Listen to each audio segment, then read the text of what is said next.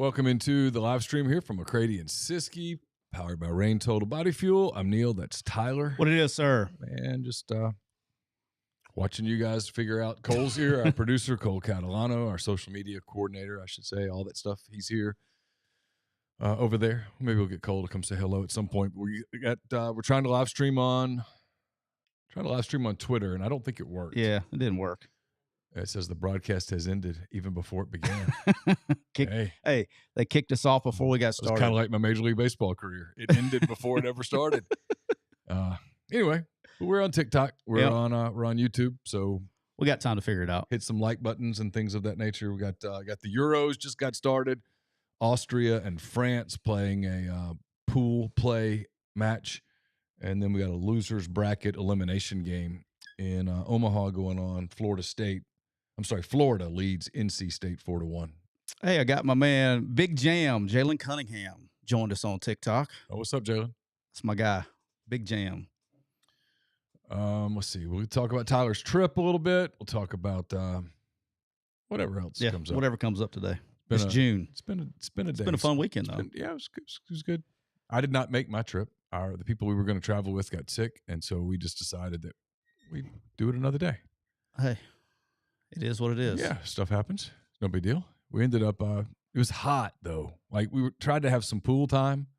Oh. But, man, it was hot. It was like you couldn't go out there at 1 o'clock in the afternoon. It's too hot. Big Ben said, losing weight, Tyler. Yeah, I've lost a little bit. I gained a little bit back this week. I did not. I tried to do, I went one meal trying to continue up the diet. And I actually sent a tweet out, man. We went to some, we'll talk about the trip. Went to some craft burger place, and they were known for their milkshakes. And it was one of those. I saw the milkshake. They come out with the big, they had the big ones, like the ones they get stupid with like they put a whole popsicle on the top and all that stuff. And I said, no, I'm just going to go simple. I'm going to go peanut butter. And that thing came out, dude. And I was just like, yeah. I gained weight looking at it. Yeah, it was good. Hey, I'm sure it was. I crushed it, but we'll talk about it in a second. All right. Let's do it, dude.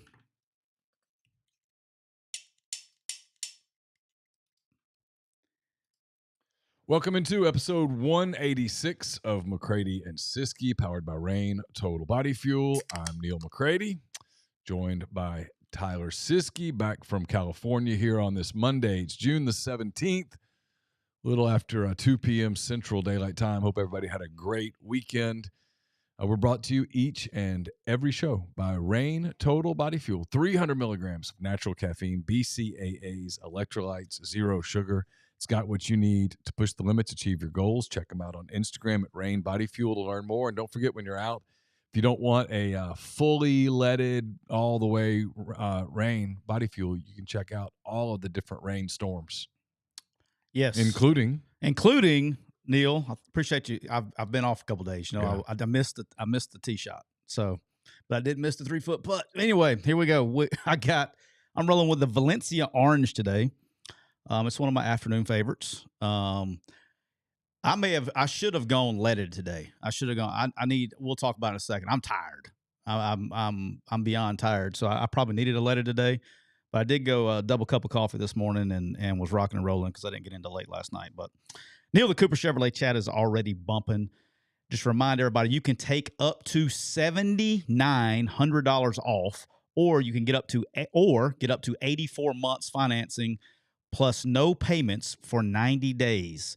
Call the guys at Cooper Chevrolet at area code 256-236-4481. They also got good deals on Silverados too. Same kind of deal there. You get money off or get 84 months financing. Call those guys. Tell them that McCready and Siskey sent you. They'll get you taken care of.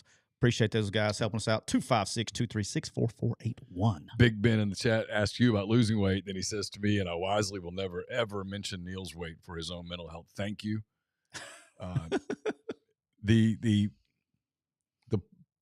If you had told me that knee surgery would take this long to recover from, I wouldn't have done it. Yeah. I would have just limped through the rest of my life. I would have just abandoned it. It has. Well, that's why I'm. I don't think I've gained a lot, but I've gained some just because I cannot exercise the way that I like to exercise. I have been able. I worked up. Well, you do a little bit. You exercise 99.9% more than any other human being your age. It's probably true. Even hurt. I try. I've worked up to a 50-minute walk run, Okay. probably running 30 minutes of the 50 minutes. Okay. But like the recovery from that, not cardio, but knee wise, to feel like I could do it again is 3-4 days. Oh, wow. And so, I had to get on the Peloton, and Peloton gets your back locked up. This age thing sucks. It does suck. It really does. It does. I'm starting to get like, I felt old Friday, but like I'm just starting to feel a little bit more. My pains that used to be aches are now, how about this? My aches are now pains. How about that? I understand. That makes sense. Yep. My aches are now pains. But hey, if you're on TikTok, you leave a question after the show, I'll go back on TikTok and I'll answer all your questions. But if you're on TikTok, hammer the like button. That helps us in the algorithm. Helps my guy Cole out a lot as he's posting. And we're blowing up. We're up to like 26, almost 27,000. So I know. we're rolling at about 500 new followers a day. But hammer that like button if you don't mind. It helps us out a ton. Just do it till your fingers bleed. And if you got any questions, hey, that's a text message. I just got a text message from one of our good friends. That's a head football coach that's been on our show. Said we need to incorporate his logo on the Quick U logo. We may can do that. I'll get with you after the show. But Our buddy Bob Bucato's in the chat as well. Bob, what it is? Bob, holler at me some point. Let me know next time you're going to be up in Northwest Arkansas if our schedules overlap. Maybe we can run into one another. But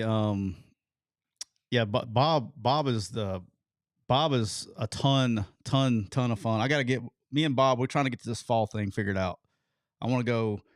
Bob and I like playing golf with Bob because he gives me shit about my golf swing. So I like playing golf with Bob. Bob's fun. All right, Neal, you ready to rock it? Yeah, let's do it. All right, so we'll do a little weekend review. I had a very interesting trip. So if we started off I guess my weekend started Wednesday night when we did the wine show.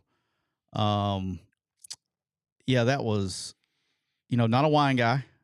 You were that night. I was that night. I did not understand the concept of spitting the wine out. I mean, that's wasting. So The point I was, learned. Yeah, I figured it out. I got the point. But like, I bet you felt the point on Thursday. oh my goodness, are you kidding me?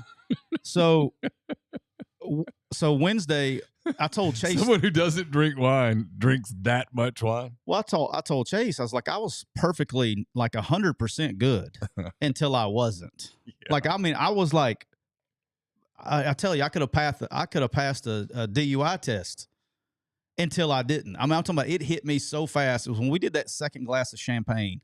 In the course of about 10 minutes, I went from being totally normal to being completely shit-faced. In the process of about 10 minutes. And it was bad. I mean, it hit me hard.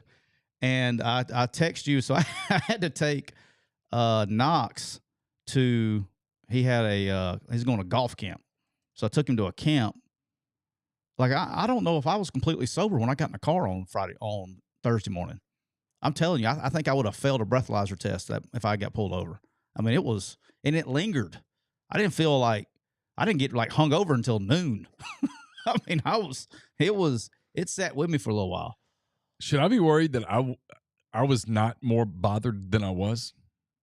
Well, did you drink as much as I did, or did you spit yours out? No, I didn't spit anything out. I don't know if I drank as much as you did. You made sure you drank every drop poured available to you. You were like, I did. I did not do that. Well, it got, Wes was nice enough to bring those wines. I almost felt like it was wasting a very expensive bottle. You know what I mean? Like, yeah. I was almost like, it was my redneck way of being polite. Like, he bought the wine, he poured the wine, and I was like, I'm going, it's kind of like when you go to a home visit in recruiting and they make nasty ass food, you eat it. You know what I mean? Like, yeah, I get it. That would be, maybe that's just the way I was raised. I don't know. When you did the recruiting stuff and they served you big, huge portions of food, did you feel like you had to eat everything? Yes, and I did. Every bite of it. Let me tell you something. Mama Lucas, this is Pat Lucas's mother. I'm talking about probably the best cook in 20 years. And every time we'd go to their house, and we went 6 straight weeks now, okay? She would cook a feast, and it did not matter. I think she could have cooked newspaper, and it would taste great. Everything she cooked, if I lived with her, I'd have been a D lineman too.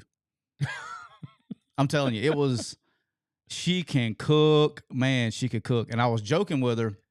I was joking with her about uh, she needed to give my wife some tips in cooking. I was joking, making a funny joke. I don't think she took it as a joke because when she came on when they came on their official visit, my wife was at dinner. She started trying to give my wife tips. I was like, and my wife's like, she's looking at me like, what's this all about? I was like, Miss Lucas, no. She's gonna get me in trouble. So she got me in trouble a little bit, but so like what a great guy family. like Saban, Yeah. y'all do in homes like that, and because he's meticulous about what he eats and things, Yeah. right? Did he have to scrap We didn't that? really, yeah, you know what? We didn't, I don't even know. I think, no, he ate, but he was normal. He ate, but it's like it was a lot of talking, not a lot of eating. The setup was a little different. The assistant coach would go in there and set it up a little bit different. Gotcha. You know what I mean? Like, they would ask if you're coming over to, if you're going to eat or whatever it was. And as time went on, like when I first started coaching in the early 2000s, every home visit was a meal. And as time went on, they became fewer and fewer and fewer to where it was more of a meeting than it was. Okay. Now there still were ones that you would eat, but because I'd heard some horror stories about coaches on the recruiting trail, and you come back after a month and you could start meeting them at restaurants and things like that. Now, the reason you didn't want to meet them in a restaurant is because it came real awkward when it came to bill paying time. Yeah. Normally, shocker, coach has no problem picking up the tab, but it's not legal. And they go to a restaurant that's slam packed. And if you're an SEC coach in a busy restaurant, people are going to take notice, and it's going to be all over social media. It's hard to cover up the tracks. It's interesting. You can get airspace closed down, but you can't pick up a bill at Chili's. It's just the damnedest thing. I have no idea what you're talking about. The damnedest thing. Crazy. All right. Anyway, so Thursday we flew to L.A. Nice flight. Got down there. Yeah. And then my shit show started the second I got off the plane. Get off the plane, go to at LAX. At LAX, okay. Go to do an Uber. Okay. Well, my credit card thought it was being fraudulent because I'm from Mississippi, and all of a sudden it started getting a Uber charge in California, and immediately locks all my cards up. LifeLock, locked me out. So I'm sitting on the curb at LAX with no plastic. Oh, that's not good. Not my debit, or I tried my debit, not my debit nor my credit cards, all gone. Because they were assuming that so I had to call. Oh, and I know your bank. Yeah. Yeah. So that's one of those banks that they want you to call and tell them, hey, I'm going to be traveling. Yeah. And so I called the number on the back of the card and get everything unlocked. But they were treating me like I was an asshole because I didn't tell them I was going in advance. I didn't know that was a thing. Yeah. I've never had a problem with that. I travel. This is not unusual. Never had that to be a problem ever before. So anyway, yeah, that was fun. So I did that. We we actually stayed in Anaheim and went to Disney World or Disneyland, the next day. I walked, you'd be proud of me. I did 29,222 steps. Wow. And so I have not been doing my walking. So my back was locked up, the whole deal. I was done. Part of me wanted to get that even 30,000, like I know this, I'm messed up, right? Like when I get to, I want to get to that 30,000. I was like, that'd be cool. I couldn't do it, man. I was like, that's it. I don't care. My back was locking up. My knees were locking up, all that stuff. I was done. So I'll look down at the end of like a walk and I'm at 14,700 and something, and I'll walk up and down the street, the driveway or something. Yeah, I get to 15,000. It's ridiculous. So you're the same way. And you're doing it for no one but you. Yeah. No one in the world, nobody cares outside of you would know, and literally no one on earth cares, including yourself. You forget about the next day. Deep down, you don't care. But yeah, so we did that. So Disneyland, I had a couple funnies in Disneyland. I had to share with the crew. So the first thing is we go stand in line for the Rise of the Rebellions. And finally got to do it. So spoiler if you're waiting for the end of the story, but we did finally get to do it. But we go and stand in line for like 60 minutes, 70 minutes. And Neal, we get in, they put you in like different rooms, and this characters start talking to you, and you move through. We literally get to the first room, finish the deal. They open the door for us to move on the ride. And they're like, the ride shuts down. So there's like, it's going to be at least an hour and a half. So they gave us lightning passes to come back when it opened back up. Cool. So we come back to the lightning pass. We come back at like 2, and same thing. We go in, we get to the door, shuts down on us again. So we finally get to do that. That was the third time. But while I was standing in line there, while I was waiting on the Rise of the Rebellion, I had I'm going to see if since we're on TikTok, TikTok's the only one I got to worry about getting canned on here. So I got to figure out how I'm going to say this. I had some confusion that I would actually like to talk to the person just to figure out what the hell was going on. So I'm see a way I can put this without getting blasted on TikTok. All right. Yeah. Don't clip this one, Cole. Do not. Very carefully. Very carefully. So it was a female that used to be a male. Let's use different terms. Okay. Let's get away from let's It was Jill that used to be a Jack. Is that acceptable? What terms can I use?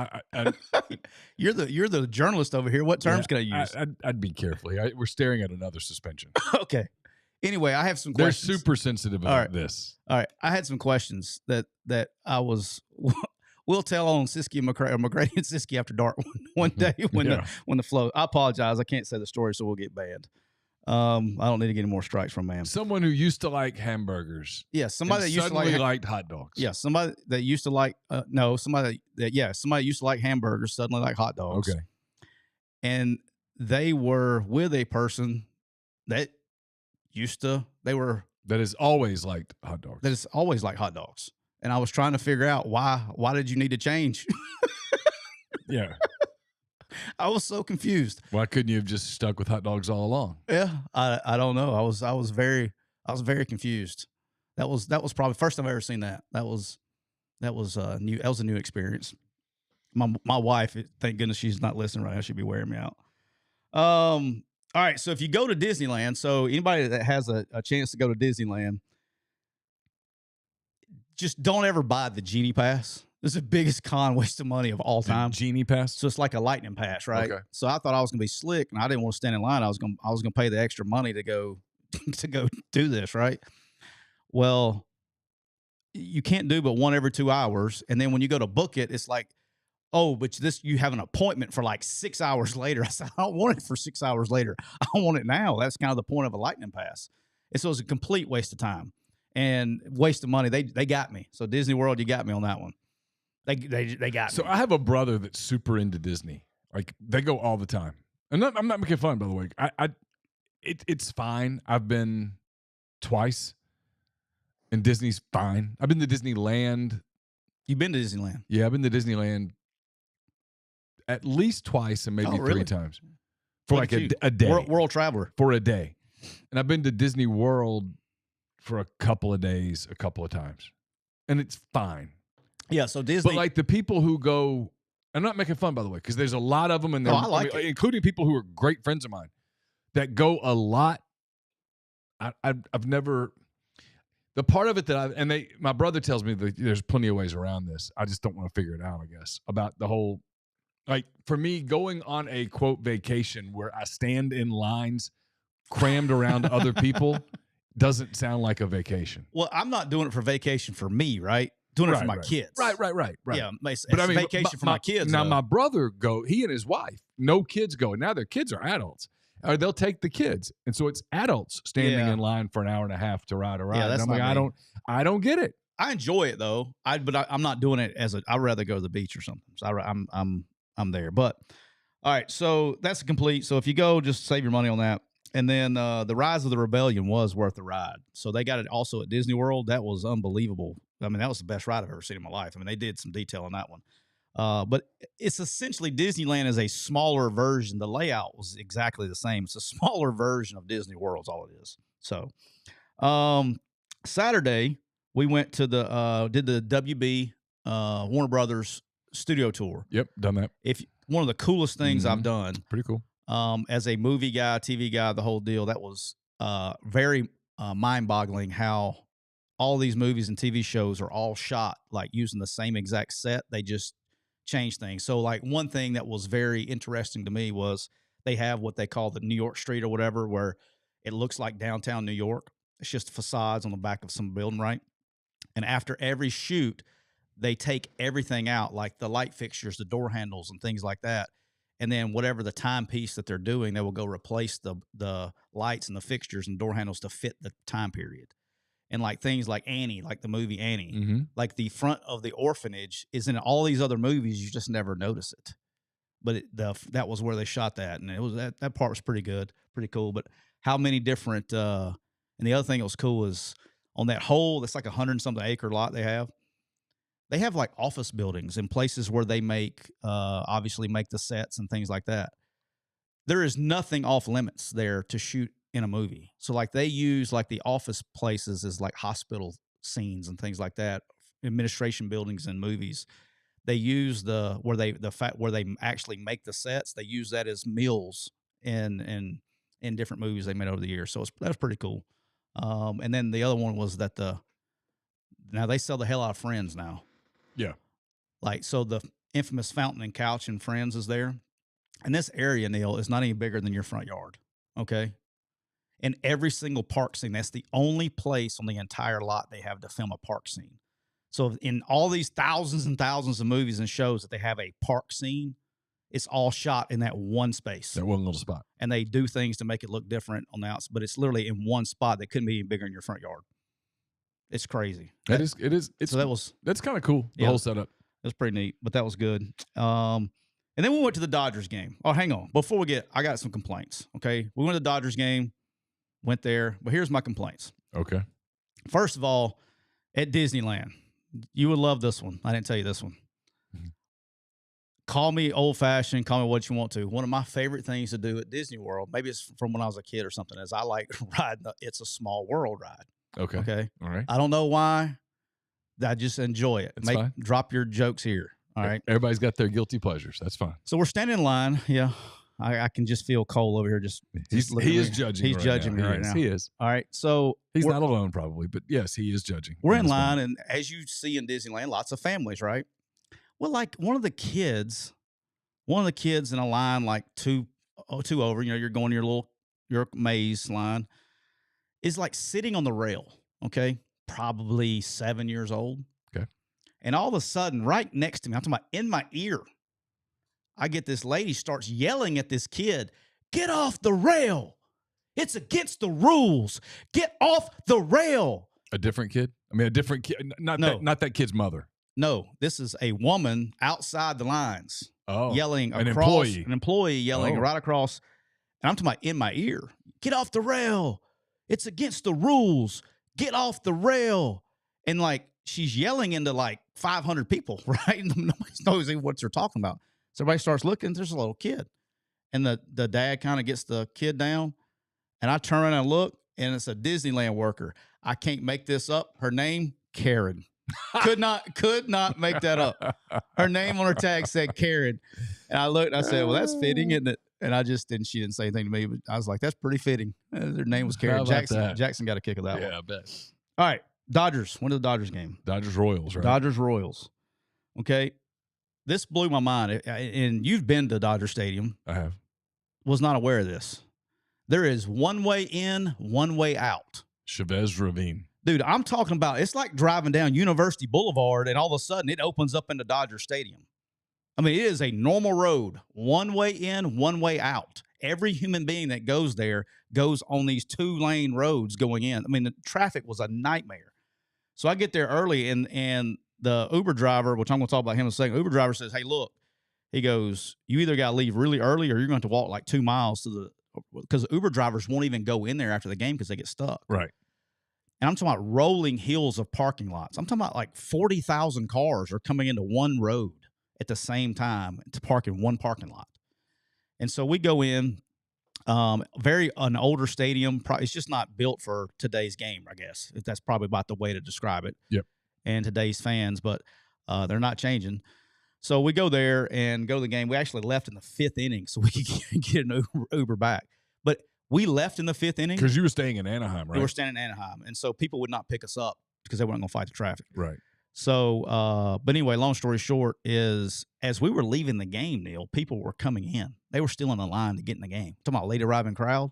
They were literally in line going through security to come in the game in the 5th inning. I mean, it was because traffic was that bad. Like cars were still trying to come in. Yeah, you can have LA. Yeah. Now, Anaheim, fan, like it. Yeah, like it. I'm the same way. And I love the weather now. Yeah, Orange County. Weather doesn't suck. Orange County's nice. You can have Los Angeles. Yep. And I like the central part of the state, like Monterey and that area. But LA, you have it. San Diego's fantastic. All good. Yeah, I've been to San Diego. I like that. But I want to give a shout out real quick, and we'll move on. If anyone's going to LA, okay, this guy saved me. Okay, I'm gonna give a shout out to my guy Shane Baton. He owns West Coast Limo Services. So if you're going to LA, call my guy Shane. His number is 562-659-2573. He owns. I loved his story. He's 29 years old.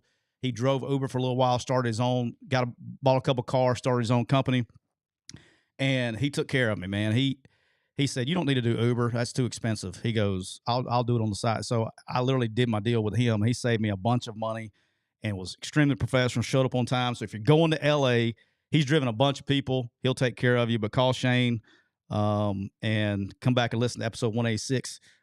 Or come back if you're going to LA, hit me up. I'll give you his information. But great dude, very professional, awesome. Big Trump guy too, by the way. Big Trump guy. He's gonna laugh that I shouldn't put him out there like that, but call him up when you get out there. He'll take care of you. Good people. You just killed 80%. I just killed all of his business. But hopefully, the people who listen to our show will probably give him business when they go out there. All right, let's get some sports, Neal. That was my fun LA stuff. All right, so I know everybody watched the U.S. Open yesterday. I'm not going to go into a lot of detail about it. Besides that, I crushed it. It's probably the biggest win I've had on DraftKings since the thing started. I killed DraftKings, and I did have a win bet too on Bryson, so that was awesome. But we all saw Rory choke down the end. The putt on 16, he makes a bogey from like 2 foot 9 inches or something on 16. He had made 496 of 496 inside 3 feet, and then he missed the last putt was like 3 feet 9 inches. So just 9 inches outside of 3 feet. Save all your jokes right there. No jokes. But he missed the last putt. But look, he choked. There's only one way to look at it. There's a reason that the guy hasn't won a major in 10 years. Okay, pressure burst pipes. There's a reason. He's been there. It's not like he's been non-existence. I mean, he's been in majors for the last 10 years, but he choked. But here's my problem. That's the only thing I'm going to say about the U.S. Open thing with Rory. My problem wasn't that he missed the putt. The problem wasn't that he didn't choke. My problem wasn't that he hadn't won in 10 years and choked his best opportunity probably in a while. The fact that he got in the car and left and ran from his media, that's chicken shit. That's chicken shit. Agree. When you got to go face the music. That's part of the drill. Well, here's the thing. I'll give you the media perspective on this.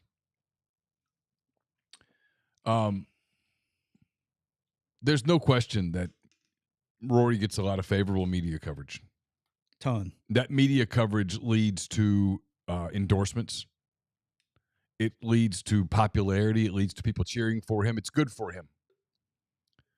And yesterday, there were 2 stories for the writers that cover the golf tour. And one was Bryson DeChambeau winning it. And the other, and it sucks for him, was Rory losing it. And what Rory showed was a complete lack of respect for the journalists that cover his sport. Now, I'm sure some of them deserve a lack of respect. Right. But there are also plenty of them, I'm guessing. I don't follow golf. I don't watch it. I couldn't name you 2 golf writers.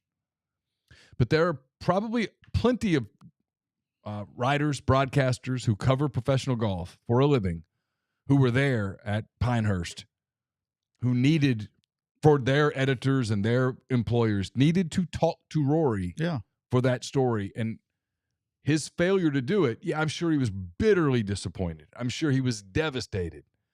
But his failure to do that showed a lack of respect for the people who cover him.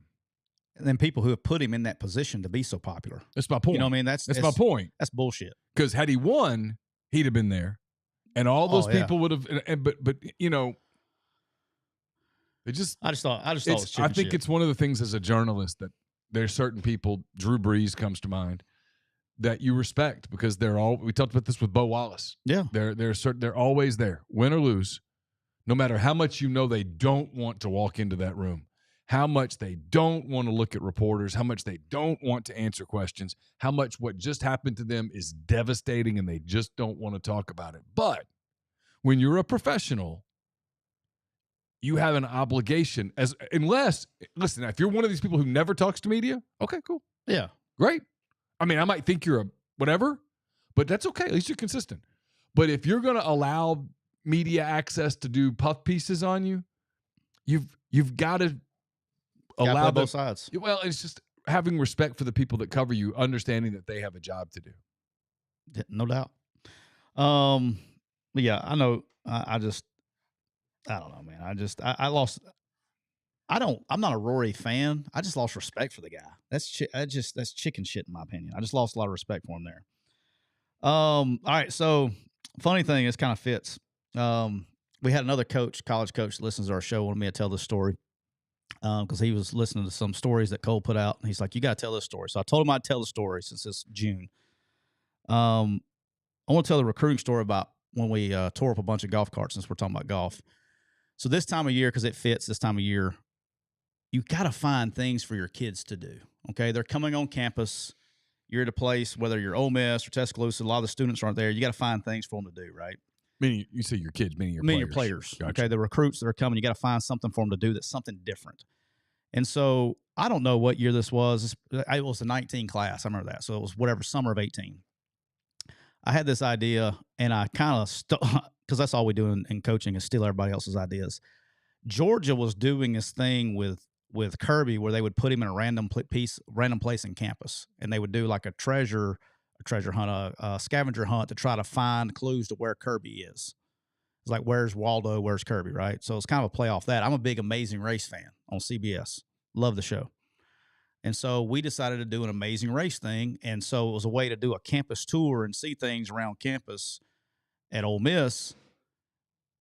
And each coach had a team, right? So we split up, with a position or recruit or whatever. Like we got all the golf carts around campus, right? And from the athletic department, we got all these golf carts. Every coach had their own cart with their team on it. And they start going across campus. What I did not account for was the coaches to get so competitive doing this. And so they're in the golf carts and they're going literally all over campus. So at the finish line was when Matt Luke was the head coach, the finish line was in Vaught Hemingway Stadium at the 50-yard line. That was kind of like the finish line. So they had to like run up the tunnel and, like you see on the Amazing Race, we had this big mat thing set up and if you've watched the Amazing Race, you'll get it. So they're running out the tunnel, we had Chucky head up. They're running right through the tunnel on the field. All right. They used to call that game day simulation, but we got that passed because we're playing Amazing Race. So I was all about the gray area, baby.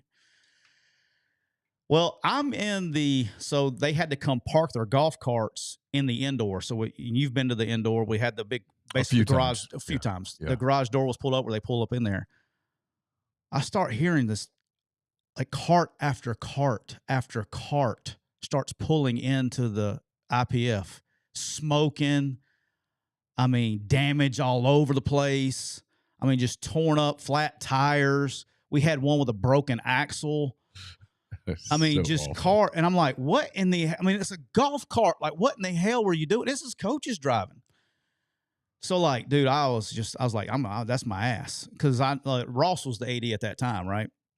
And so I was like, Ross is going to be pissed. I mean, we just tore up. I'm not joking. We completely totaled probably, 3 or 4 golf carts. I mean, just beyond repair. And the ones that were jacked up, we could repair, had damage on them. Dude, I'm talking about, I think the final number was like $24,000 or something of damage. And like, I don't know if we even claimed this one. My man, Jack McNeil, there was one of the statues on campus. Jack McNeil was driving too close to the brick on campus and just rips the freaking brick off the wall. I mean, we were getting crazy. Sorry, Jack. I didn't mean to throw you out on Front Street like that. Statute of limitations, Jack, you're good. We had just $24,000 of damage. Football people have a stereotype. Yeah. For a reason. And so, there are exceptions to the rules. But. Yeah. Well, it ended up being a really good deal. We ended up getting 5 commits out of the deal, right? Okay. So Ross comes in, he's pissed off. I don't know if Ross was pissed off. He was acting pissed off. And he comes in, he's like, we got a problem. It was him and Michael Thompson. It's like, we got a problem. We got a lot of damage here. We got to go pay for. And I was just like, hey, you got $24,000 of damage. You got 5 commits. It's a freaking bargain where I come from. I mean, and they went, "Bye, right. Have a good day." That was the end of the meeting. Everybody was good. about $5,000 a commit. Hey, that's nothing. That's a bargain. That won't even get you a visit these days. That's a bargain. I mean, it costs $2 million to get a guy with 11 points a game to go play for Kansas State now. Yeah, that's a bargain. Did you see that? What's that? You didn't see this? Coleman Hawkins, former Illinois player, got in the portal. Right. According to Shams Charania, top NBA, is it Charnia or Charania? Shams. It's Shams. Very trusted in an NBA reporter. Okay. Kid's getting $2 million to play next season at K-State. $2 million. Good for K-State, man. That's some massive NIL money slinging around. I mean, wow. So anyway, go ahead. This is crazy. $2 million, huh? That was the moment. I wrote this into my 10 weekend thoughts that is up at rivals.com. When I heard that, I guess it was Friday. That's high, man. I don't remember where I was, but I remember exactly what went through my mind was, Neal, you're wrong. You're wrong. I'm wrong.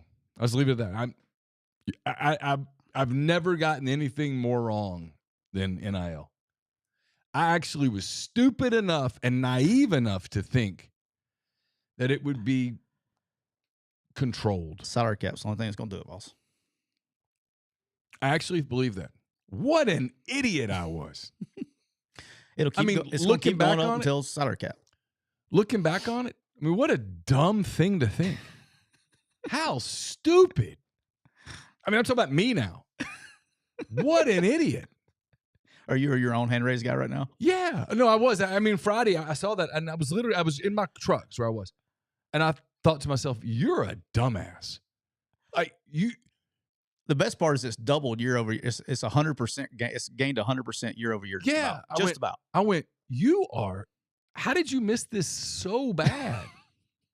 This isn't money, baby. I mean, yeah. It's like, I don't even know. It's like picking a team to win the national title and that team goes 3-9. And you're like, well, how did I miss that? How did I get it that wrong? Like, it's one thing to say, hey, I think this team's going to win the national title, and then they lose in the semis. Right? Yeah, okay, sure, whatever. One game. Or, hey, I think this is a Final Four team, and then that team loses in the Elite Eight. Yeah. You're like, whatever. I think this is a Final Four team, and they don't even make the conference tournament. You're nut. Oh, France get a goal? Yay, France. Oh, an own goal. Oh, God. I don't know what that means, but means a dude for Austria kicked it in himself. Oh, good for him. Not a good day. All right, I don't know if you saw this. It came out today. Les Miles filed lawsuit against LSU, alleging the school's decision to vacate his wins has cost him a chance at the College Football Hall of Fame. And so to give fans reference on this, he is like 0.597, I think is his winning percentage when they vacated 37 wins, okay? Yeah. They vacated 37 wins, which dropped his winning percentage as a coach to 0.597. And you have to be 0.600 to be eligible to be put on the College Football Hall of Fame ballot. Right. So to put that in context, that's one win or just not even coaching the game. Just moving, not even coaching. But he's suing them. And look, man, I mean, I don't know how they do this. He should be in the College Football Hall of Fame. And everybody's like, well, rules are rules, and he got them vacated. And I know we got a lot of Ole Miss fans on here that doesn't like LSU and all that stuff. But look, at the end of the day, he won the games. It's kind of like Reggie Bush's Heisman. It's kind of like USC. You won the games, and you did the work. And to say, here's where I have a problem with it. To say that you're vacating wins because he broke rules. Hell, everybody was breaking. Every team that he played in those 37 wins, Neal, was also breaking the rules. They just didn't get caught. Do we agree on that? Yeah, of course. So give him his wins back, or give him one win. Let's get him on a College Football Hall of Fame ballot. He won no games against anybody. Didn't like everybody that he won a game against. How about this? Just give him his SEC game. I can guarantee you that. Give him his SEC games back, because I guarantee you every SEC win, the other team was cheating too. Yes. 100%. Now, Yes. I can't, Northwestern State, I can't say anything about Northwestern State or some FCS schools, but give him his SEC wins back. Let's get him in the Hall of Fame. Les Miles is a treasure. I would totally agree with that. If they said, you know what, we're going to give you your SEC wins back. We're not going to give you your win over Nichols, your win over Grambling or whatever, but we're going to give you your wins over Mississippi State, and Arkansas, and Tennessee. Yeah, give them to them. Because they cheated too. Yeah, everybody did. So, all right, thought this was interesting. It's amazing that it took somebody like Tom Brady saying it, and the coaches have been saying this for 10 years now. Tom Brady kind of started calling out quarterback play in the NFL and quarterback coaching in the NFL, saying it is going backwards. And there's a lot of, and I've been saying it for 10 years, because the college game has changed. The college game has changed the way NFL quarterbacks are. It's changed everything. And so, but it's two different games. The NFL, which you and I have said this since we've been doing the show, the NFL, they try to take these quarterbacks and they try to fit a square peg into a round hole. Okay? And this is why the game is different. All right. First of all, RPOs. Okay. In the NFL, can you do RPOs? Sure, but they're not as effective, because in college you have 3 yards. Okay. I'm going to explain this so every fan can understand this, even my man Neal over here. In college, you have a 3-yard window to throw to the offensive lineman can work anywhere within 3 yards to not be downfield. Okay. So in college, you can actually run downhill run action and pull it and throw RPOs to really suck the backers up, where you can get the glance up over their head, right? Mm-hmm. In the NFL, you got 1 yard. And so all of your run actions have to be lateral, okay, because you can't go downfield at all. So the whole RPO game is completely different. And the other thing is, in college, you can run gap scheme, and the offensive lineman doesn't even know it, because very rarely, and if half the time they don't even call it. In the NFL, if you're 1 yard, 1 foot past that line, it's getting thrown every time. They do not miss that call. Right. College is probably called 50% of the time, and it has to be egregious. Like, they even give you a little leanway. Like, you got to be down the field with the guy catching the route before they even call it in college. Very rarely do they call it in college. So the RPOs change everything. The other thing that changes quarterbacks in the NFL is the running quarterback. Okay. In college, you can run read zone, run quarterback power and those things, because the amount of games that you play. Okay, we've talked about this here before. In college, you're playing a 12-game season. Well, hell, half those, in 4 of those games, the quarterback's going to be out there at halftime. Yep. So he's only playing about 10 games a year. Okay? Yeah, sure. In the NFL, they don't come out ever, and they're playing preseason, and they're playing playoffs. You almost have a double season for a quarterback. So you can't run the quarterback because those hits add up. And and the people hitting you in the pro game are consistently they're different. They hit you differently. Yeah. And as much as people don't want to understand that. The other thing is, PI makes the game different. Okay. So in college, you can get away with playing hands and all that stuff. In the NFL, you can't touch them past 5 yards. And so you have more open play. And then obviously the tempo. With roster sizes, you can't go tempo offense in the NFL like you can. And so by doing all of that in the tempo, particularly in RPO world, you've simplified the game in college for the quarterback, because you're trying to get these guys on the field faster. And so you're doing a 1 high, 2 high reads. Very few people do progressions. And if you look at NFL quarterbacks, they all are like a stereotype, right? Like, I think like J.J. McCarthy, I don't think he's going to be great, but he'll be more prepared from the mental side going into the NFL, and that's probably what attracted teams to him, because he was running a true pro-style offense in Michigan. When you get these guys like that are air raid guys like Patrick Mahomes, Baker Mayfield, those guys, they are the best ad-libbers of the game, because they're not used. They're more taught about reading space and leverage and things like that, so they can do things when the pocket breaks down. Everybody's kind of got a different type of quarterback they end up getting, but quarterbacks are not getting developed to win in college, and they're getting developed to win in college. College coaches don't care about their NFL future. They're trying to win now.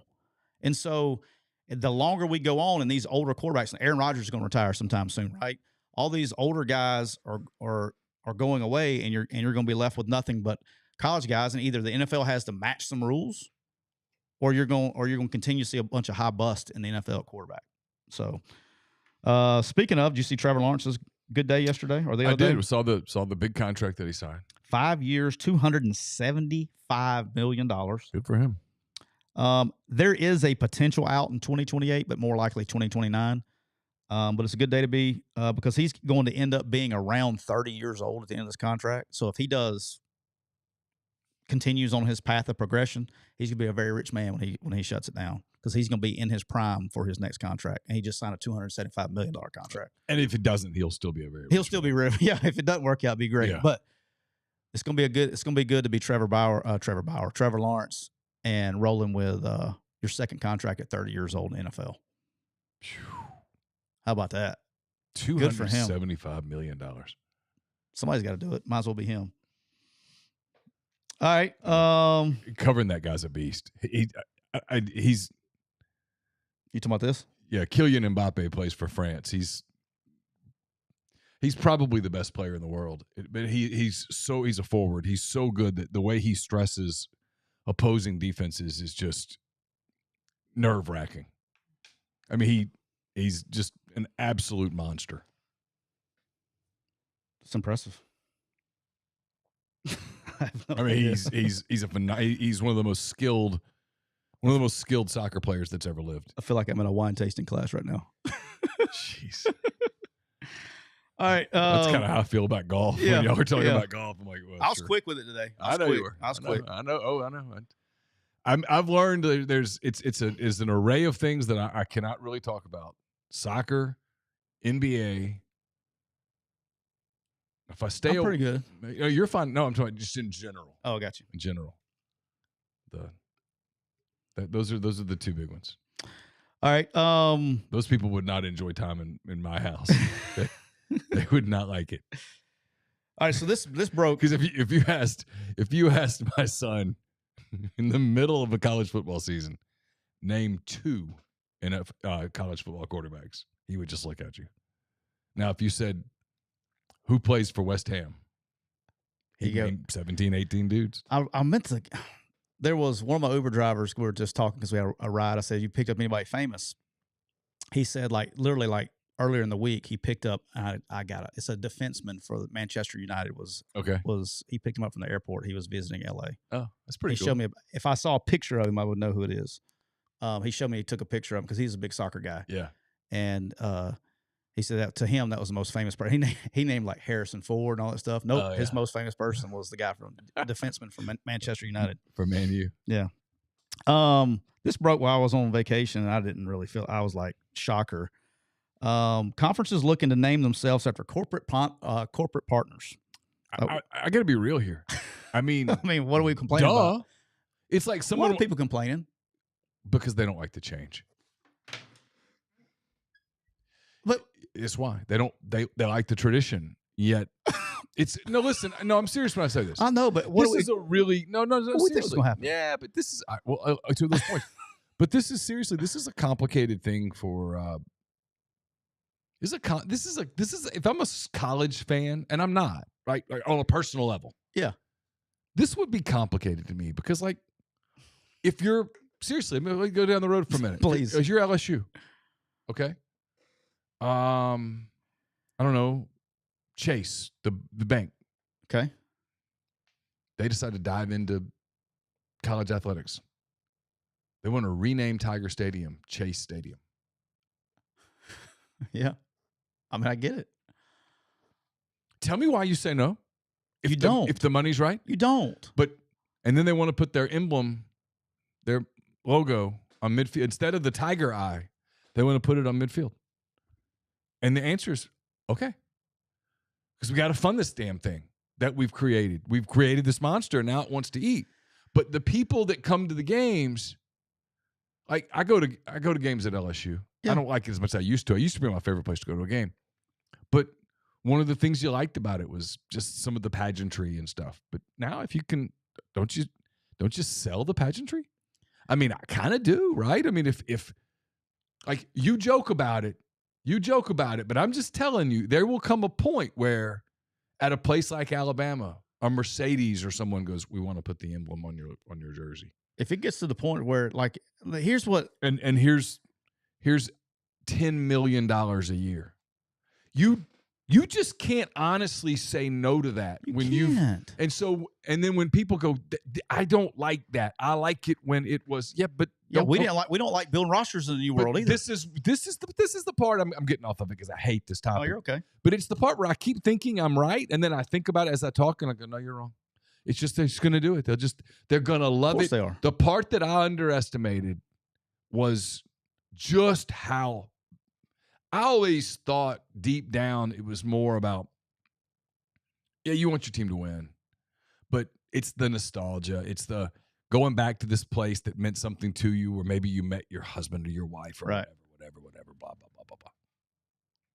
I don't know. I don't think it's that anymore. I think it's, no, I want to win so I can trash talk on social media and stuff so bad that it's worth whatever. Yeah. And maybe that's where we're at. And I think that's where we're going. So if you're, I think we're there. If you're, I'm like, got Florida, NC State. Yeah, I'm looking for like an emblem. I don't know. If you Geico. Okay. Geico wants to Vaught Hemingway Stadium. They want Jordan Hare Stadium. They want to call it Geico Stadium. Everybody's got a price, boss. Well, 6 years ago, someone would have said to me, "Absolutely not." Oh, yeah, you're right. Absolutely not. 100%. Are you out of your mind, you idiot, you moron? Now I'd be like, yeah. Geico says, "Hey, Auburn, everybody's got a price. We'll give you $15 million a year for stadium naming rights." 15 minutes. That's half of. It's more than half of your. If this settlement, yep, paid for itself right there, just about. You got to find ways. You know, there's a lot of confusion because I noticed this on TikTok the other day in the comments. It would blow your, like, there's so much confusion about who pays for this stuff. They think the university has been writing the check the whole time. No, the athletic department's been basically working independently for a long time. Yeah, Matt says LSU's replacing the Tiger Eye this year with the logo for the 100-year anniversary of Tiger Stadium. But yes, they're going from one institutional logo to another. I'm talking about going from that to Rain. Yeah, or Tony Satchery's. Yeah, that would be awesome. Community Coffee. I don't know. Yeah. Bank of Iberia. I don't know. Help me come up with something. Yeah. You know what I'm saying? Yeah. I mean, 100%. And you got to pay for it somehow. And then because the athletic department, the school is not going to be the people are confused here. The university is not going to be on the hook for this bill. It's going to be the athletic department.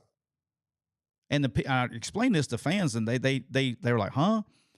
Like, the athletic department, like when you go to school on scholarship, the university doesn't just say, "Oh, you're good, come on to school." The athletic department pays the university that tuition. Yeah, I know. Like, it's completely self-funded. And people think like the university subsidizes. No. The only subsidy that I've ever heard of in 20 years was when you're at some really small schools and they charge you an extra $10 per credit hour or whatever that goes to the athletic department. But it's not like, and again, check this out. University's not paying for it. The students are. So the actual university never subsidizes. Now the students may subsidize from their tuition bill and their student athletic fees or whatever they call them, but the university is not losing a dollar. Matter of fact, most athletic departments give money to the athletic department, give money to the university at the end of the year, which I've said on here before, 1,000 shows ago, was when I was at Alabama, whatever the year that was, at the end of the year, the football team profited like $42 million or something. And they wrote a check inside the department, I guess, to the baseball facility that redid their baseball stadium because of one football season. Like, it all stayed, was basically moved from line item to line item. What I'm hoping for is, who is it that wants to buy the Big 12? They want to buy I saw DraftKings, Allstate. I've seen it all. Allstate was what I was coming up with. What I want is DraftKings or even better, Budweiser. Ooh. The Budweiser SEC. Do you know how much you think it cost the SEC is going to be? I don't know what the number is. But they're come up. I mean, it's probably not attainable at this point. But I don't know. I bet it's $20 million an institution per year. When DraftKings wants to buy the naming rights to Ben Hill Griffin Stadium, $320 million a year deal. DraftKings Stadium. How about this? How many presidents? We don't let our players bet here at DraftKings Stadium. No, sir. Hey, how about this? And the Gators pull into the Budweiser red zone. I'd be doing that right now. I wouldn't be wasting time on that. I'd be doing that. I would be doing that right now. How fast do you think it'd take Greg Sankey? So all these institutions are about to be stuck with this $20 million bill, right? Yeah. Allegedly around there. What if DraftKings or somebody came to the SEC and said, "Hey, we're going to call it the SEC DraftKings, but here's the deal: we're going to give every institution $20 million a year." Yeah, sure. How long do you think it'd take for the presidents to I don't vote know. yes? You'd have to have a serious conversation about it. You Hell couldn't yeah. just throw it away.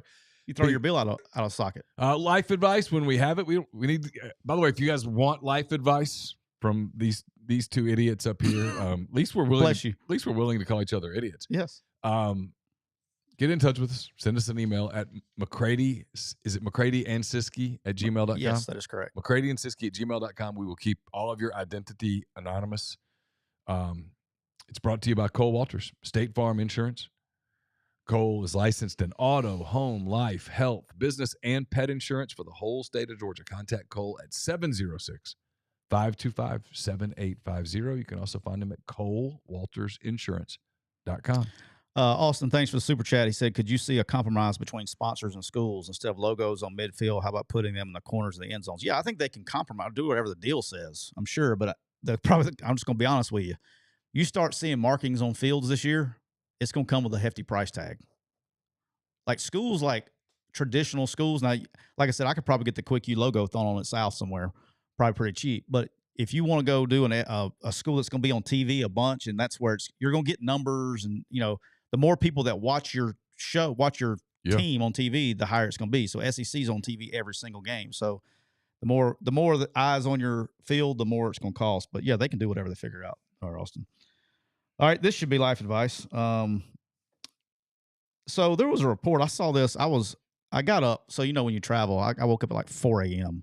on Friday morning, body clock wise. But I was scrolling through. Athlon Sports is running a report that's been picked up by everybody now. And this is what I hate about this stuff, man. It says, according to sources, which could be fucking anybody or made up, Deion Sanders made his son during the spring practice or spring period or whatever, spring game. Lil Wayne had a concert in Boulder. And Shador was doing, I guess it was Shador, I'm assuming, was performing like the opening act. And Athlon Sports is running a report that they allegedly, Deion Sanders made his son's debut at the Lil Wayne concert mandatory and reportedly threatened to dismiss anyone who skipped out on the concert. I don't believe that. This is has to be complete and utter bullshit. Like, I hate people that do articles according to sources. Like, that's bullshit. There ain't nobody. And if somebody told you that, that's a rumor or some shit. That's why they have to say according to sources. And they went deeper to like where players were leaving because of it and all that stuff. And they were playing daddy ball. That is a complete made up bullshit hit piece on Deion. Look, he's got plenty of stuff for y'all to write about. I guess we're at that time of the year where we're making shit up. Hey, no coach is going to say it's mandatory that you show up for my son's concert. That's the dumbest shit I've ever heard in my life. That's completely made up. Whoever wrote that should be ashamed of themselves. Should be ashamed of themselves. Do you know how many rumors you and I hear? I mean, a lot. Maybe we should just go write them up and just. No, I'm good. Like, that's complete. That's what I'm saying. Yeah. It's complete bullshit. Just trying to get clicks. There's no way that happened. No way that happened. No way. And like, look, I'm fair, but that did not happen. That's bullshit. All right, Neal. You and Joker didn't come see me today either, did he? You and Deion getting tight. No. I call it like I see it. I mean, you just got to call him like you see it. No, you just got to call it like you see it. I mean, he's got plenty of stuff to write on. This isn't one of them. But that was terrible. All right. I want to end it with this, Neal, unless you got something else you want to talk about. And this version of this happened last week or whenever it was, we were talking about this is today making me feel old today. Mm-hmm. So Eugene Hilton. This was on Friday. Yeah. Eugene Hilton, the son of Colt great and FIU Panther great T.Y. Hilton, committed to Wisconsin over the weekend, Friday. Mm-hmm. And I coached against T.Y. like 15 years ago. And T.Y. Hilton ran rampant in the Sun Belt. That was when Mario was the head coach at FIU, and Mario recruited his ass off down there, and he got T.Y. Hilton to come to FIU, and he just ran, buckshot through the whole deal. So, well, he would have hit the portal so fast in today's. Oh, dude, Would have never happened. Like, he was elite of the elite. Like, we had during that time in the Sun Belt. So we had T.Y. Hilton at FIU and Jarrell Jernigan was at Troy. And both of them played NFL for a long time. And they were just, I'm talking about running through the Sun Belt like you just couldn't cover them. It was ridiculous. They were NFL dudes early, you know? And so since we got a lot of Auburn fans that listen now, and I just happen to look down and see Grind in here, this got me thinking, and I've never told this on here. This is the story of how T.Y. Hilton forever changed the SEC football history, and particularly Auburn fans. Okay. So in 2008, I go back to Arkansas State as receivers coach, and we open up, and this college coaching is easy, Neal. We go on the road, first game, we beat Texas A&M in College Station, first game. Well, at the end of the year, we end up 6-6. Okay, and this is Steve Roberts as the head coach. We end up 6-6 and did not get in a bowl game, and we lost 3 games at the end. I mean, like on the, you know how ESPN does the percentage of win percentage or whatever. Guarantee you, we were over 98% win percentage in 3 games that we lose. Okay, 2 games we had a double-digit lead inside 2 minutes, and lost the game. We lost to, and FIU was one of them. And then one heartbreaker was we're playing Southern Miss, and we ran the clock down to like 10 seconds or 15 seconds and it was a tie game, and we had basically an extra point, like kicking from the 3-yard line centered up. We were kicking an extra point to win the game. And the short snapper snaps it over our guy's head, and they pick it up and scoop and scored. So we had 3 games. We should have been 9-3. And if we'd gone 9-3 that year with Steve Roberts as the head coach, he'd still be there probably. There would have never been a Hugh Freeze. There'd never been a Gus Malzahn. There'd never been a Brian Harsin. Wow. All right. So, but here's how this happened. This is what got us. It's rewriting Auburn history. Yeah, it's rewriting Auburn history. So T.Y. Hilton, we're winning by like 8. We're winning by whatever. We're winning by, I got to fix my TikTok. What happened? It tells it that it thinks you've been on too long and make sure you're still here. Oh, okay. So we're playing FIU, and we're up, I think, 9 points with like, I don't know. They had 3 timeouts, like a minute to go, and they kick a field goal, so they cut it to 6. They kick like a 48-yard field goal, cut it to 6. They had all 3 timeouts. They stop us. We punt to them. They have 4th. This is my man Mario. Get me right here. He would always tease me about it. I don't know the down and distance. It was 4th and forever, I think. And they are going to run a trick play, and they're going to run a reverse pass with T.Y. Hilton. Well, when T.Y. comes around in reverse and they go to pitch it to him, the guy that pitched it to him missed him, and the ball is bouncing back towards our goal line like 15 yards. And they call this the Hilton heave.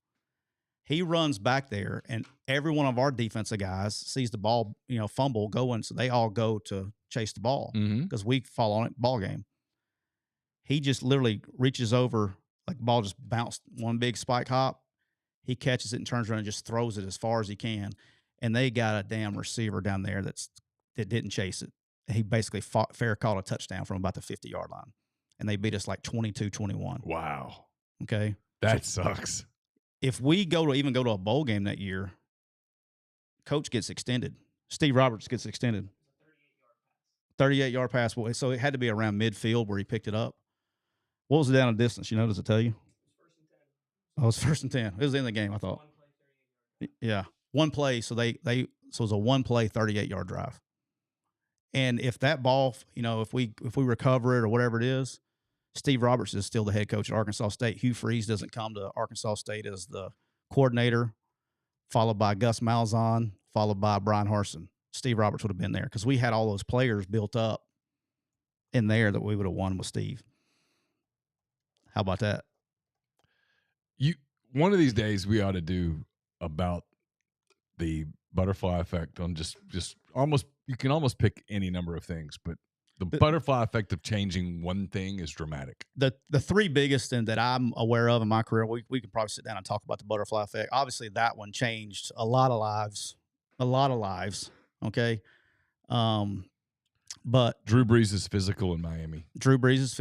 Changed. No telling what. Huge. All right. How about this one? The one I like. We talked about him earlier in the show. I know for a fact because I think I've said this on the show at some point in time. I know for a fact because I had friends on both staffs that the loser of the Auburn LSU game was getting fired. And it was like game 3 of the season, right? And that's when LSU scored to win the game on the last play. But when they went and reviewed it, the clock was at 000.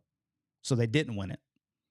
And Gus Malzahn was getting fired that day or the next day if they lose that game. Yep. Well, what happened? Les Miles gets fired. All right. Then Ed Orgeron comes in as the interim and keeps the job because he kept them together. Gus ends up, they're going to fire him. He ends up going to the Sugar Bowl at the end. Like he was getting fired. He ends up going to the Sugar Bowl that year. He gets extended. Les Miles is out. Ed Orgeron's in at LSU. Like, think of that. Like, if the roles were reversed, what happens? And if Ed Orgeron doesn't go to LSU, Joe Burrow probably doesn't go to LSU. Joe Burrow doesn't go to LSU. And LSU's greatest team ever, maybe the greatest team in college football history, never happens. Because the clock hit 000. Mm-hmm. And then the other one that I'm kind of not partial to is the infamous peeing in the end zone. That changed a lot of lives. A bunch. It changed a lot of lives. And then Bruce Feldman did a really good article about that. I think he tried to call and interview me for that. I was a little too. I wasn't ready to talk about it at that time. Sorry, Bruce. Too soon. It wasn't personal, Bruce. It was just too soon. I wasn't ready to talk about it at that time. But it changed a lot of lives. And it's crazy how. Yeah, here's one. What if Jay Tate's reporting of the Jetgate at Auburn doesn't? Yeah. Jay sort of blew that open. Made it where Auburn kind of had to backtrack, and then Tuberville won the Iron Bowl with, was it Carnell Williams had the big game against Alabama? And, yeah, and I think it was that. I remember Jetgate, but I don't remember the game. That doesn't get exposed. Bobby Petrino's the head coach at Auburn in 2004. Yeah. He's the head coach at Auburn in 2004. Yeah. It's freaking wild. Tommy Tuberville's probably not even a U.S. Senator at this point. Oh, he'd probably be that. Hey, he was headed towards that long before. I don't know. He was headed for that long before that time. He was a U.S. Senator 20 years before he was a U.S. Senator. He was going to win election. Now he'd probably be in a different state. He'd had to run in a different state. Yeah, wouldn't be in Alabama. He wouldn't be an Alabama state senator. He'd been somewhere else. That's pretty fascinating. You can do that with a lot of stuff. Just change a kick. Yeah, that too. Scott Norwood makes a kick. Yeah. We look at the Bills totally differently. Yeah, of course. They probably don't lose. They probably get a little swag to win some games. Yeah. You know, it's funny that it's just one play. Like, you do all this stuff, man. That's the part about my career that I've always looked back is you do all this stuff. Plaxico Burress doesn't shoot himself in the, was it leg? I can't remember what he shot himself somewhere. Yeah. Shot himself in the leg. Yeah, the Giants were probably on their way to winning a Super Bowl, back-to-back Super Bowls. Be a totally different view of the Giants, of Eli Manning.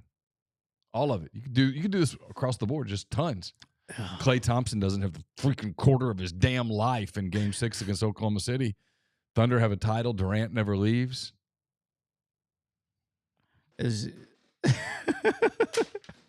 But it's crazy. You know, I was laughing. I was thinking about this the other day, and I was like, you think about how your life would be different. Like, if that one play doesn't happen, or like, if we're 9-3, we just go by the percentages.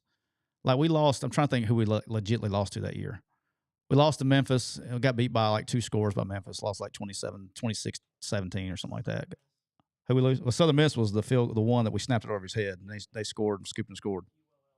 That was the other 9 game that we threw a pick 6. We were trying to get a first down on 3rd and 4 and threw a freaking pick 6 and got our ass beat. I remember that one. 48. Yeah, I knew it was around midfield. That's pretty good memory. That's pretty good CTE memory. That was what? That was 16 years ago now? November 8th, 2008. Yeah, that made me feel old today. He's a good player too. I'm excited. It's a good pickup for our guys up there in Wisconsin. That he'll fit really, really good. Eugene will fit really, really good. Yeah, he'll have a great year at Wisconsin before he transfers to Florida State or something. I don't know. He's gonna be getting fed up there now. They slinging around. Yeah, I was kidding. They're gonna be okay. But yeah, no, it was golly, man. I can't. It's just crazy how one play here or there after all, like, you do all this shit all through the year, right? Sure. And then it's just like one. Sure. Like, do you know that that long snapper that we had at Arkansas State, that was the only bad snap of his entire 4-year career, was that one play. and it was an extra point. Not remotely surprised. You know, that was his one play. The quarterback, that was like his first pick six in his whole career, maybe his only pick six in his whole career. We threw on a freaking ditch route, 8-yard hitch, trying to get a first down. Well, it's sports. It's why it's why gambling is insane. It's why people enjoy it, but it's why, like, I always laugh at some of the people who are like, man, this collective or that collective, it's going to really struggle when the losses come. And I'm like, well, losses are going to come. I mean, bad luck's going to come. I mean, it just is for everybody. Nobody just rolls forever. Alabama's had bad years. Yeah, Georgia's had bad years. Grinds in the chat. He says, "What if kick six never happens?" Well, I can tell you this: if kick six never happened, I'd have made a lot of money. First of all, sure. That cost myself massive amounts of bonus money right there. We win the national championship that year. I don't even think it's particularly close. That was the last year of the BCS era. We ended up playing Florida State, and we were better than they were. We were the best team in the country that year at Alabama. That was the best football team I've ever been a part of, and it wasn't even particularly close. We just didn't win it. So that, you know, if this was the playoff era, that's the other thing. Grind going back, if the playoff era, if the 12-team playoff era had been in, a lot of those years that Alabama didn't win it, they would have won it. Now, they may have lost some too, right? So maybe it works out. But I would have loved to play anybody in America with that 2013 Alabama team. That was stupid. We had NFL guys at every position, like really good NFL players at every single position, and we're deep. And we had like first-round picks on the bench. They ended up being first-round picks. We were deep. We had some really good players on that team. But it's one of the things I'm interested to see this coming season. If there's a team that, say, 11-0, they've already clinched a spot in their league championship game. They've got some injuries. That rivalry week game that used to be, this game means everything. Now it doesn't really. Because the only game that would mean anything would be the championship game to get a bye. Yeah, so now people would go, do we play our guys? These guys that are kind of banged up, do we play them? Boy, you talking about pissing off some fans. I know. Let's say this. But if you play them and then you play a guy, let's say a guy's got a tweaked ankle. It's not good. If you were playing Sam Houston State in week 4, he probably wouldn't go. Okay? I wish I knew how to do a poll in this thing, man. You know how to do a poll? Yeah, no, I don't do it now though, because it's not emotional yet. It's not emotional yet. It's June. I want this to happen in November. I don't care who it happens to. I want a team to be 11-0. Yeah, 11-0. A playoff bid is locked up. I want them to be 11-0. I want them to already have a spot in their conference title game. And I want them to play their big rival. But I want them to have, like, some injuries. Some dings. No, more than dings. Like a dude. High ankles. If this game didn't mean something, he wouldn't play. Yeah. Like if you were playing. Let's go. Ole Miss is 11-0. Okay, we'll do Ole Miss. And then they're playing the Egg Bowl, and they got a rematch already scheduled. Rematch with Georgia. Okay. They know what's coming. Yep. If this were, and Jackson Dart's got a pretty nasty high ankle. And if this were ULM on the other sideline, he wouldn't even think about putting on a pair of cleats. I mean, people be like, nope. If I see you touching your cleats, I'm going to hit you. But maybe your backup quarterback hadn't been very good. Your offense is kind of because the smart thing would be you don't play, and if we lose to state, we lose to state. I want to see that happen. Michigan, Ohio State. I want to see it. Auburn, Alabama. I desperately want it. I want it so badly. Well, that if you want, who would have a chance though? You think? All right, Ole Miss, they'll be a playoff team. They'll have a chance. Sure. You have Alabama will probably have a chance. Sure. Georgia will have a chance against Georgia Tech. Georgia Tech might not be good enough for it to matter. Oh, it does. Okay. It does. That one's personal. Yeah. Okay, Georgia. Michigan, Ohio State could happen. Easily happen. I feel like I'm missing one big one. Oh, ACC. Clemson, South Carolina. Yeah, I think Clemson's 11-0. Yeah. I don't think that's going to happen. Florida State is 11-0. when they play Florida, yeah. Where Florida State goes, we don't need to play anybody tonight. We've got this thing wrapped up. We don't need to play anybody tonight that's dinged up. And even if they're not dinged up, you get into the third quarter and you're like, hey, so far, Coach, everybody's kind of doing okay. We're pressing our luck every time we play one of these. Is Oregon State playing this year? I don't know. If they do, it's early, I think. But you understand my point. I just want that to happen. I want to watch when people go. You always say, "Be careful what you wish for," because you just may get it. Because you just may get it. You may get it. You may get an Iron Bowl that has no meaning, and people go, "It always will mean something." It might not. Listen, you have to make analytical decisions as a coach. If you're Kalen DeBoer and you're 11-0, and you know next week you're playing Georgia, Texas, Ole Miss, whoever, and you know you're in the playoff, and damn Jalen Milroe, who you depend on his feet, he's got an ankle swollen like a damn cantaloupe. I think you sit him. That will be fascinating. I think you sit him. Because if you shoot him up, and he goes out there and he gets really bad where he can't walk, well, now he can't play in the championship game. Maybe he won't be able to play in the playoffs. Maybe he'll require surgery where he's out 6 weeks. And all of a sudden, your national title hopes went down the drain. But by God, you won the Iron Bowl. Congrats. It's going to be interesting. I look forward to that. Because I think it's coming. Might not come year It's going one. to come at some point in time. It's going to come at some point. It's going to at some time. And people will lose their minds because they're not conditioned to it like you are in the NFL. We're in the NFL in Week 17. Bengals play the Steelers, and it's like, yeah. Well, it's going to happen in the SEC this year. There's going to be an undefeated team going in the last week of the season in the SEC. Whether it's whoever it is, there's going to be one. I don't think the SEC, somebody's going, well, it could be Texas. It doesn't matter. There's going to be an undefeated, probably SEC team. Yeah. Going in, and they will have to make that decision. And like Austin here says, if that happens to Ole Miss this year, I would gladly drive the Egg Bowl trophy to Starkville, blah, blah, blah. I get it. Yeah, say that, though. But you're the hardcore. Yeah. I'm telling you, listen. There will be some that won't like it. If you guys represented the majority, I would be doing this show from a live stream on a beach. You wouldn't be in LA doing it? You don't represent the majority. That's the point. Your casual fan will get turned off to it because they're not used to it. And then the people who are always been I hate the NFL. Well, you're watching the NFL now.